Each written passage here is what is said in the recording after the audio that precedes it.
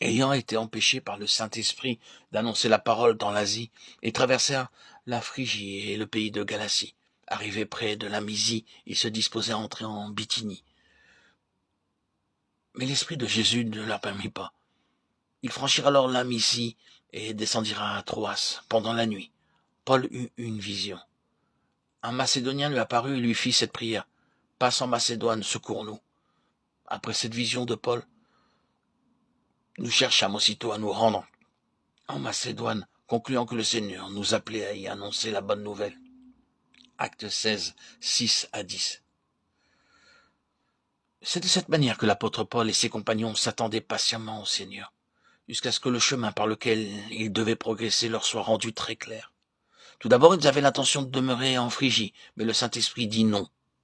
Ensuite, ils se préparèrent à passer en Bithynie, et le Seigneur leur dit non.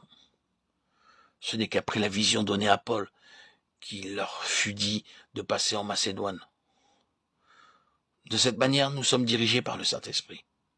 Avant donc d'établir un plan quel qu'il soit, que ce soit pour le mariage, pour la profession, même pour déménager ou même simplement pour faire vos courses en ville, soyez patients jusqu'à ce que vous ayez compris quel est le plan de Dieu, quelle est sa volonté pour vous. Beaucoup d'entre nous n'exercent pas suffisamment la patience pour attendre que le Seigneur révèle sa volonté. C'est pourquoi il s'ensuit beaucoup de déboires et de pertes. Il est important de savoir que nous ne pouvons pas agir avec nos propres forces, avec notre propre sagesse, mais nous humilier devant Dieu, devant le Seigneur, lui demander son pardon si nous agissons par rapport à nos propres plans.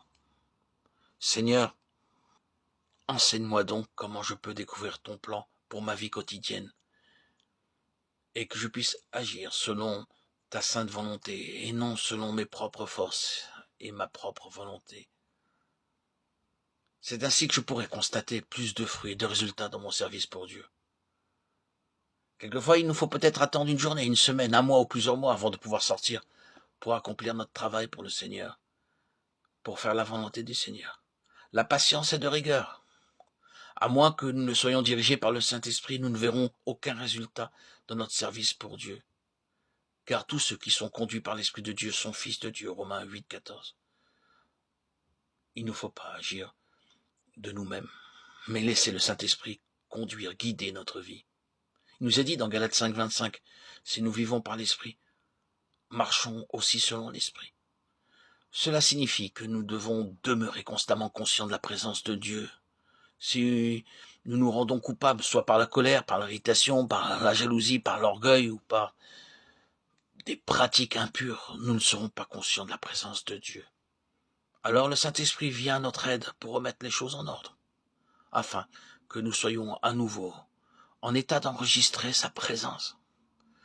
Ainsi, par le Saint-Esprit, nous sommes amenés à vivre dans le bénéfice de la conscience de sa présence.